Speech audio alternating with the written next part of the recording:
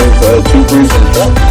And I'm Billy James Gunn, and my sidekick, Christian Cano, partner in crime, is coming up next.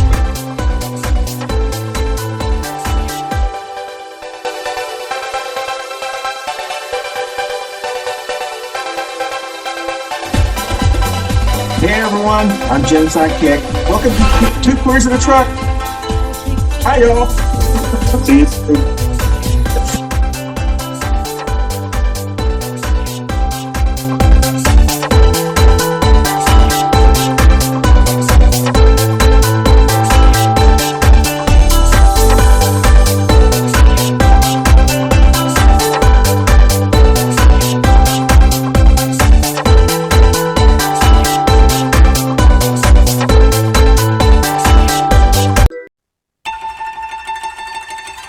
Good morning, everybody. It is March 26th. It's the last Wednesday of March.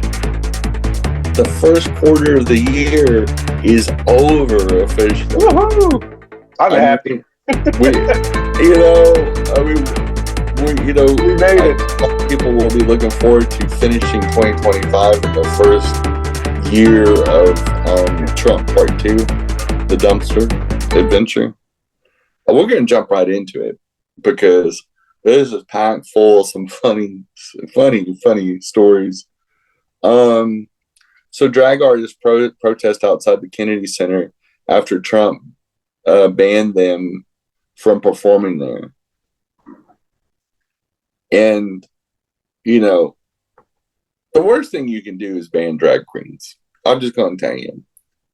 A lot of them are very dramatic, funny, creative people.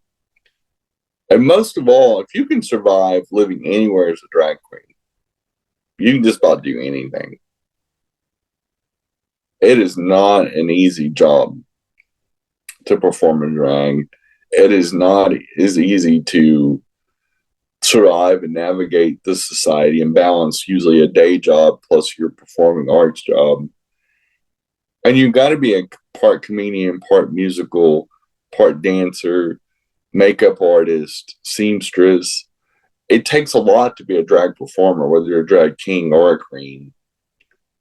But I'll tell you something, to limit drag-oriented workshops and shows and things like that at the Kennedy Center is not the smartest thing in the world to do, because dictating creative arts is honestly something a president of the United States doesn't even to worry about. There's like a lot of things the executive branch needs to worry about. And who performs at the Kennedy Center should not be one of them. It's kind of weird. It shows you how performative MAGA really is. It shows you how idiotic they are, honestly. What does it matter? At the end of the day, what does it matter? It's not like they're going to invite Trump to perform there so he can do his little, circle jerk dance. Nobody wants to see that flopping around the stage. Or Elon Musk goose stepping across the stage. Yeah. Doing little Heil Hitlers. Like, are they just jealous? You wonder if Trump is secretly a drag queen himself and just is so, it's funny how many conservatives get caught doing drag and then start backpedaling. J.D. Vance, where's Waldo? I mean, it's just literally, J.D. Vance is the disappearing vice president. I mean, he literally disappeared like a thief in the night. Like, he got elected, and it's almost as if he doesn't even exist. Maybe because that was intentional. They had no intention of giving him any kind of power or say. Can you imagine? We found out what MAGA really thinks of Vance. And there's nobody on the right saying, oh, where is Vance? We need him. No. Nobody can even think of the idea of hearing the words President Vance. You talk about the great sucking sound that Ross Perot talked about in 1990 terror. Woo! And it just amazes me how many Democrats didn't vote in this last election. The 81 million of them voted in 2020 and 63 million voted in 2024 because of racism and misogyny. Boy, I bet y'all wish y'all showed up now. Because the probability of Trump living till 2028 is very low considering his advanced age and his health. It's just against all actuary tables. I don't even know he could be sold a life insurance policy at this age. I don't think he can. I know he couldn't pass the health exam. The dude can't even come close to touching his toes. He probably hadn't even seen his feet since 2010. I mean, his cologne probably smells like greasy cheeseburgers and french fries from McDonald's. And that's on his good days, when the vapor barrier on the diapers starts holding up. Talk about something that would make you nauseated. Think about that for a bit. There's a reason why Melania, the first lady, sleeps in a separate bedroom or a separate residence. I would too. Gold digging and sugar daddies go so far. Vomiting all night as you smell Trump snoring and farting. It's probably not the most. There's no amount of money that can get anybody to sleep through the night in that deal. Can you imagine? Probably sounds like a symphony. But not a good one. It's I don't think they have to worry about someone sneaking into the White House late at night to have an affair with Trump. Woo! I don't know how, what's her face? Horseface did it. I'm going to tell you. She must have got paid a very healthy fee. Can you imagine? Because I'm sure he wasn't in the best of shape. I mean, this has been a long time. What, 10 years ago, 15 years ago, whenever she did it. But still, Stormy Daniels, may the force be with you. I think it was what do they call those? Courtesy, not courtesy Fs, but charity. It was like a charity. Well, no, she got paid. She got paid. Okay. That was the whole cover up, is that she didn't do it for free. Nobody would do that for free, first of all. I'm just going to say, whether it's sugar. I mean, look at Melania. Very attractive woman. Well, Melania wanted citizenship. Well, yeah, for her parents. Exactly. She's a dummy. I mean, she didn't just get rented out. She got the mortgage. I mean, she popped out a kid as quick as she could, too. That was smart. That was a masterstroke. Yeah, I agree. If you get with Trump or anybody, that deal, it's just like all the baby mamas that Musk has. Exactly. You want to get on that teat. Exactly. Quick. Cash flow. Mm-hmm. I mean, every baby mama that Trump's been, even a long-term partner, they get pregnant. They're smart. They go right off that birth control, pop out a little air, and away they go. No, I mean, that's the way to do it. You do not want to do that for free. Musk and Trump always have to pay for sex. They're bisexuals. They have to buy sex to get it.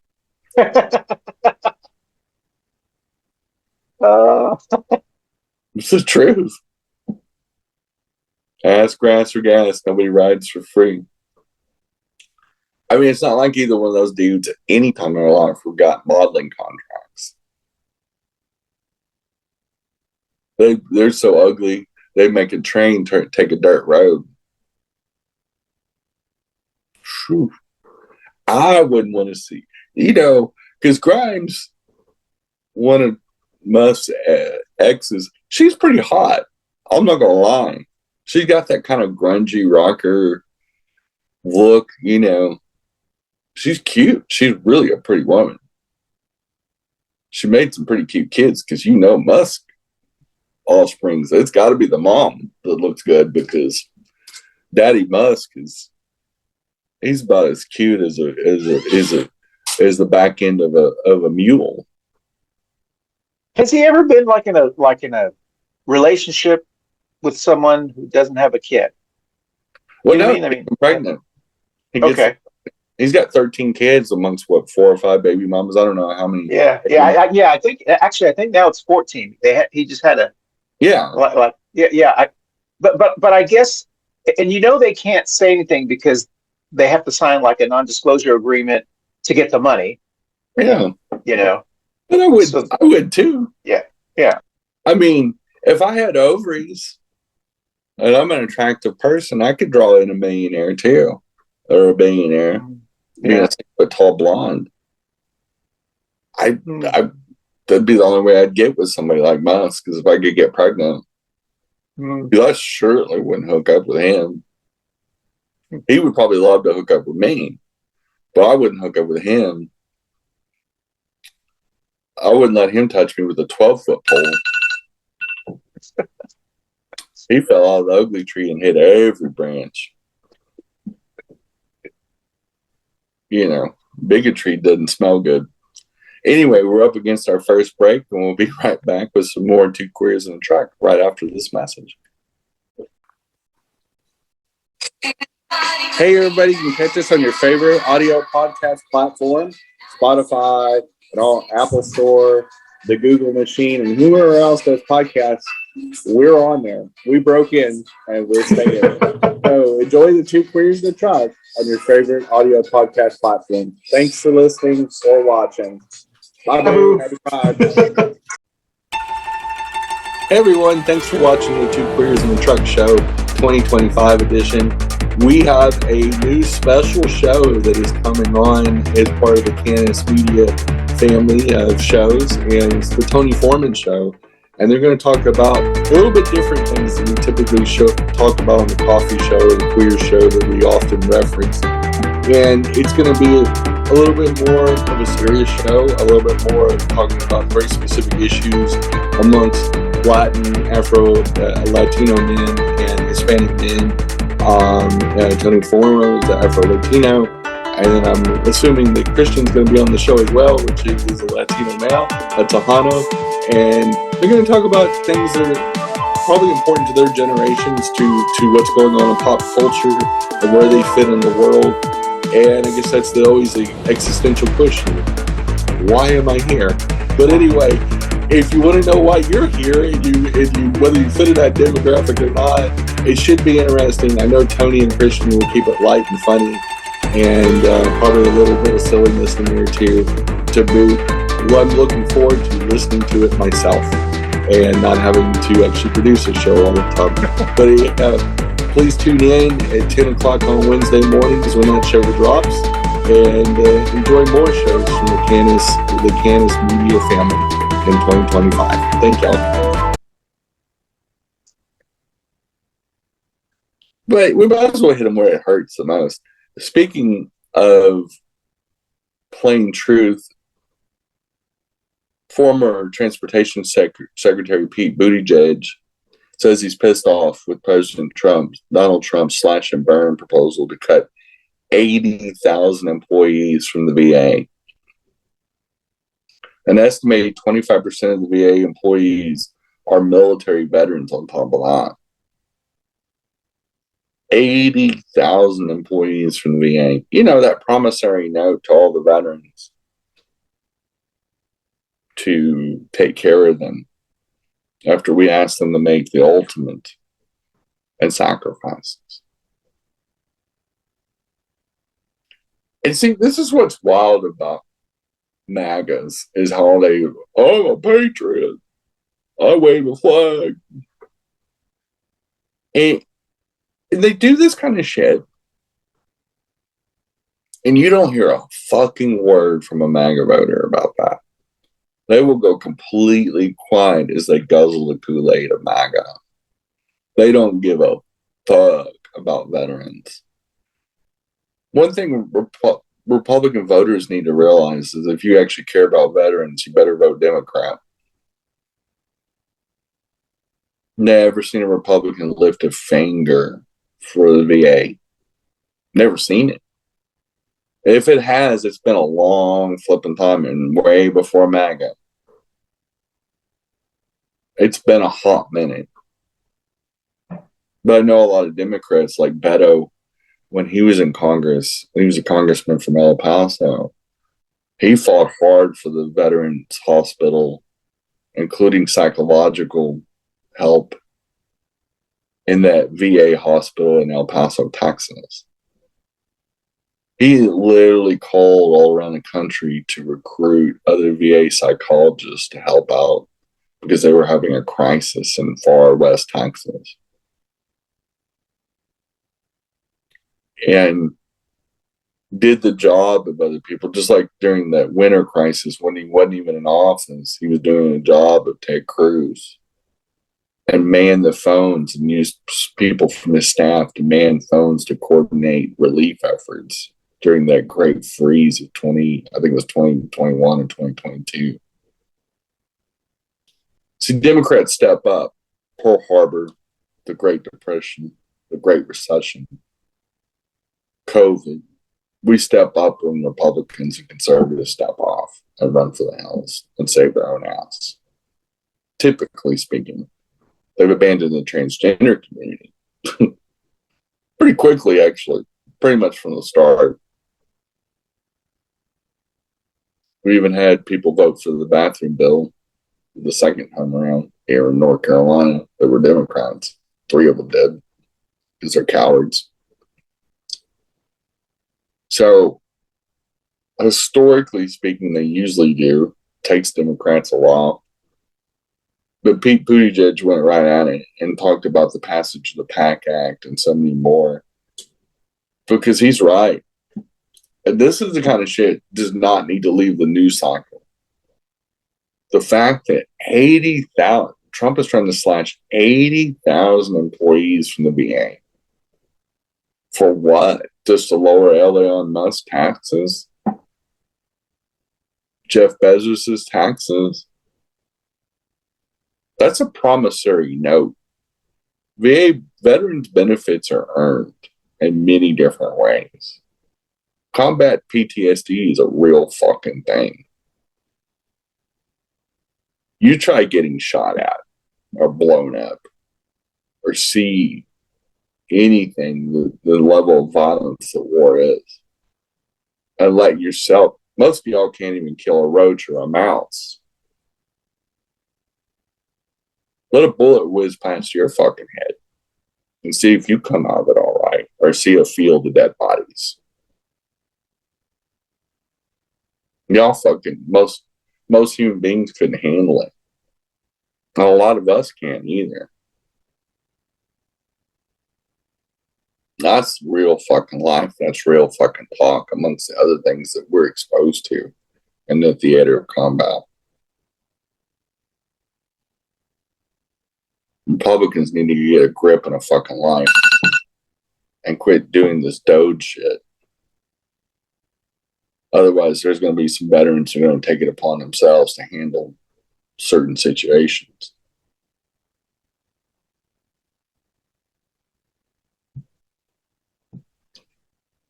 On more lighter news, because I can only talk about so much of the cowardice of Republicans, is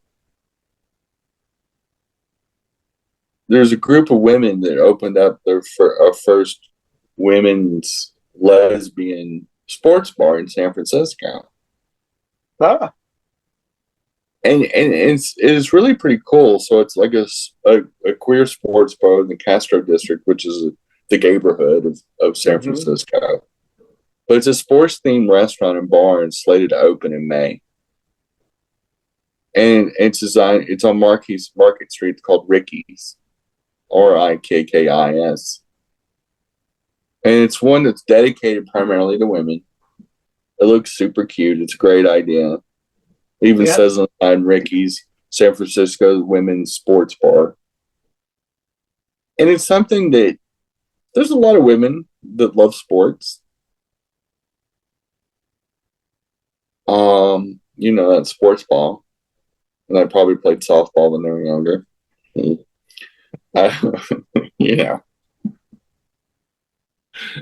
Oh, I'm just joking, y'all. No, I think it's awesome. We need more creative spaces like that. One that are restaurants and sports bars, creative spaces just like what I co-own here in Charlotte, North Carolina, is creating different kinds of spaces that are open day and night that aren't just dance clubs, but places where you can chill out and enjoy. So I hope that Sarah and Danielle that started this, I hope they make $1 million. I hope that they kill it. I think it's really, really amazing. And it started off an offhand comment after a soccer game. And they kind of came up with it by accident. And so kind of like what the hell, let's go ahead and try it. It's never been tried. But a lot of people, some of the greatest ideas come from people that just go on a whim. Just, friends or lovers or whatever, think of a way to come up with a cool idea. And next thing you know, they're in business. And it's kind of what really makes America great is following their American dream. And as a third generation entrepreneur, I've been doing the same for a long time, but including what I'm doing right now. But I hope it's a great success. I hope it's one of these things that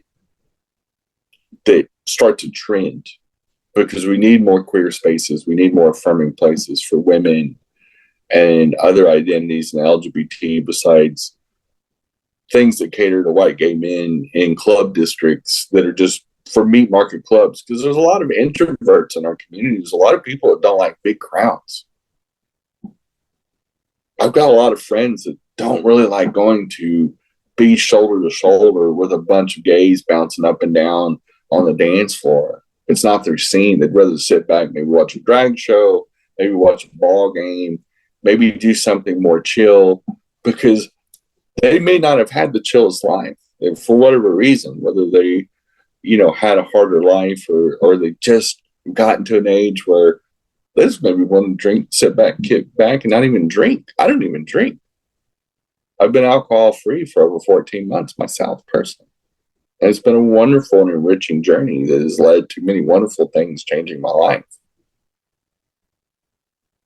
So in my off hours, I don't necessarily want to hang out at a bar, especially one that doesn't have mocktails or even Topo Chico. I want to be able to relax too. I don't want to necessarily go to a club. I don't mind dance music. I love EDM music, but not all the time. And I definitely not going to stay up till 2 a.m. when I got to be at the coffee shop at 7 a.m. when we have to pitch in and work the morning shift.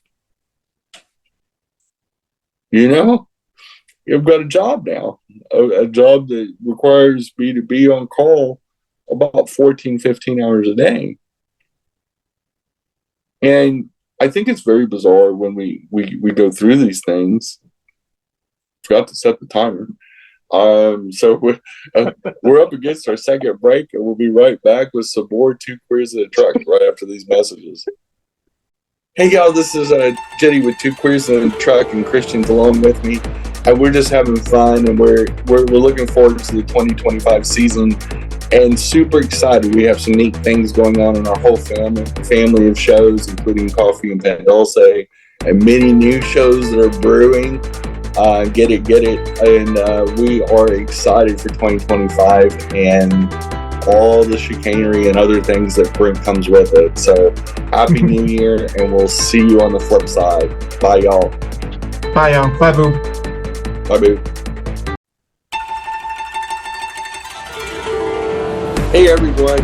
Hey, thanks for listening for Two Queers in a Truck. And got an exciting new show coming on this year for our Canis Media listeners, which is basically the Coffee and the Two Queers show, including the one you're listening right now.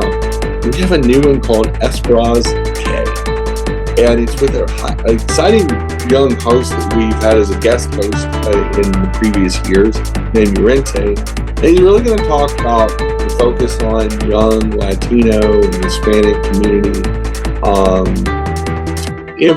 issues and challenges that come with being young and being Hispanic in America. And honestly, there's a lot of interesting topics. And of course, he has a perspective of a Gen Z person, which is way different than Christian and I. We're on the opposite end of life. But it's fun, it's fascinating. I know he's always been a great guest. I look forward to listening to his shows in 2025, as should you. I think it's going to be a special treat. It's like the Guns and Knives shows. We have guns and we have knives. So anyway, listen to our family of shows. We start dropping on Wednesdays at about 9 or 10 o'clock in the morning. And we keep on dropping the shows until they're all dropped like Easter eggs. Drop. It is weird though because the Easter Bunny doesn't lay eggs. But anyway, I hope y'all check out Urante's new show, as is many of our other great new shows in 2025, plus our old standbys. And we'll rock out 2025. Thanks for listening as always. Bye, y'all. Bye, boo. Bye, boo. And in full disclosure, this show's always been kind of bootleg. It's been really And so on my little iPhone, I set a timer for about 5 to 6 minutes to keep me on track because, I can't really keep track even though there's a timer at the top of the Zoom page. Damn it, Bobby. And so I occasionally, and I've done it twice this morning already, where I've had to look up and go, oh, I'm already up against my break. I didn't take a break. But that's okay. A little variety makes the spice of life. But it's one of these weird things. Then there's an interesting article out. Speaking of things, and it's a kind of a cultural article. It's written by a guy named Greg Owen, and it's in the life section of LGBTQ Nation.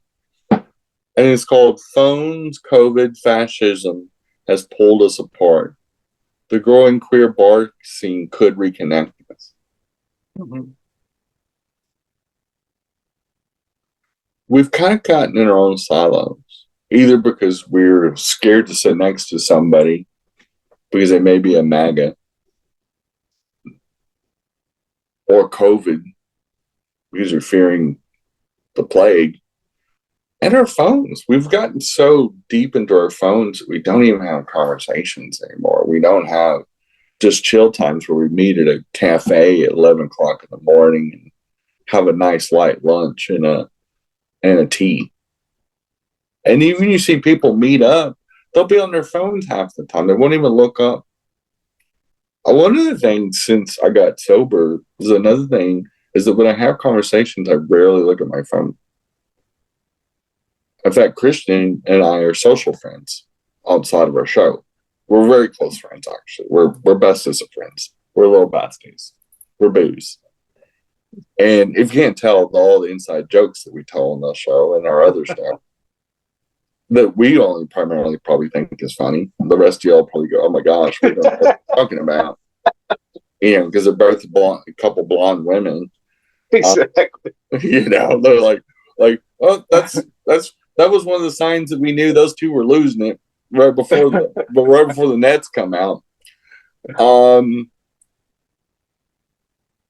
But even when we're social, more and more I try to keep my phone not only on silent, but I try to keep it in my pocket, or I turn it face. I check it occasionally because of work, and if I'm not with my significant other, I want to make sure she's okay. And yes, I did say significant other. I'm with somebody that I'm going to be with the rest of my life. Woo-hoo. And it's been a wonderful whirlwind of the last 8 weeks, but it's been life-changing in so many ways. And I've had so many life-changing things happen in late 2024 and 2025. I couldn't even describe them all if I tried, but she's definitely been the most important one. Who knew that a spicy Latina was the one that was going to get me on the road of health and happiness? Married right into the Hispanic community, and Mama has got me on the road of behaving myself as well. I've actually lost weight. I feel healthier. I'm rolling back the odometer because she actually wants to keep me around for a long time, which most people don't usually have that reaction to me. I know that most people have a voodoo doll of me after they meet me and usually have murder on their mind. It's just the truth. I in my real life, outside of these shows and social media, you come away with an impression of me one or two ways. Either you are completely pissed off at me and you can't stand me and you're going to do everything you can to destroy me, or you really, really love me. And it's one or the other. In some cases, it's both. I have a lot of love-hate relationships with people. Because I'm a very emotional person. I'm a very passionate person, and I like being around very passionate people. Christian's a very passionate person as well. And sometimes we clash like siblings. He is a brother from another mother. And sometimes we whipsawed each other, not physically, but we also come together and we realize we're from Texas. We've got more in common. And we're family, and it's like having my brother back from the dead. And I'm always grateful for Christian to be in my life, and we are very close personal friends. And I'm grateful for his friendship and all the support he's given me over the years, and just being there for me. I listen to some of my crazy bullshit because I am the first to admit I will tell myself. I can admit when I'm wrong, and there's many times where I've been wrong, but usually I'm right. So there is that. But our last segment of this show, real quick, wanted to talk about some celebrities. Brandy Carlisle and Elton John release a lively rock anthem for queer youth. And the song's called Swing for the Fences. I haven't actually heard this, so I don't listen to a lot of music news and things like that. So it sounds like a cool collaboration. I don't even know if it's out yet, but it's called Swing for the Fences. And it's meant to inspire young people, the youth of America, the queer, especially the queer community, because they're both LGBT. I didn't think it's pretty cool. I like seeing that sort of thing. One of the things that human beings always are drawn to is hope. And one of the things that my significant other does a really good job of, and is just amazingly positive and amazingly hopeful. A lot of the things that she writes about is giving hope, and this is kind of what Brandy Carlisle and Elton John are doing in that same vein, is saying, hey, maybe tomorrow can be different. It's not the end of the world. We can't think that way because we still got to live in this life. Otherwise, we're letting them win. They want to erase us, and fuck if I'm going anywhere. I'm not leaving this country. I was born here. I'm going to die there. Whether it's next week, next year, or 100 years from now when I have robot legs. This is my home. I don't need another alternate home. If they want me gone, they can fucking leave. I can show them where they can be dropped in the ocean. But no sissy MAGA is going to make me leave this country. I'd love to see them try. Probably be the last decision they make. I don't play about that shit. This is my country too. It's Christian's country too. And now it's time we stand our ground. It's time we lead. We lead in the right way. We lead with our hearts and our heads. But we also got to bet on hope. We got to have the audacity of hope, like Obama talked about in 2008. Or Bill Clinton, the man from home. We got to stand shoulder to shoulder. We got to stand strong, and we got to hold the line. It stops here. It stops here when we choose not to enable the worst of humanity and the cockroaches of MAGA. And we say, hey, kids, it's going to be okay. The world is burned before. Stonewall, that started the modern LGBT deal, was a fucking riot. It wasn't a pride parade with twinks and booty shorts. It was a couple trans women of color that threw the first bricks. They grabbed the cops by the throat and said, no, you don't, bitch.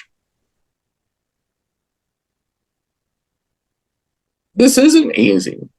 Freedom, to keep freedom is a constant struggle. It's a book. Whether it was Ferguson, whether it was the anti-apartheid movement in South Africa, whether it's the Middle East, whether it's the Berlin Wall falling and people standing up on that Berlin Wall after 60 years and cheering and saying, no more. No more will we go quietly in the night. There is nothing to fear but fear itself. We can be noble and heroic and still be funny as fuck. But we inspire because we're willing to dare to dream. And that's something our community sometimes forgets, and progressives forget it a lot. It's easy to talk about freedom when Biden's president or Obama's president, or when a progressive or semi-progressive president is in session. It's harder when a fascist is sitting up there eating McDonald's fries and crapping on the Constitution. This is the time where we need to dare to be great. And it's y'all's choice. Every one of you can do your own little thing. And most of all, enjoy this fucking life, because none of us get out of it alive. Time to buck up, buttercups. Strap in. We always win. Tomorrow will be different. I love you all. I'll see you next week on some more Two Queers and Truck. Bye, boo. Bye, boo. Hey, y'all. Thanks for watching Two Queers and a Truck. And we're at the end of March. We'll see you next month in April. And we'll have another April Fool's Day. And we're rocking out. Thanks for listening as always. And we'll see you next week. Bye, y'all. Bye, boo. Bye, boo.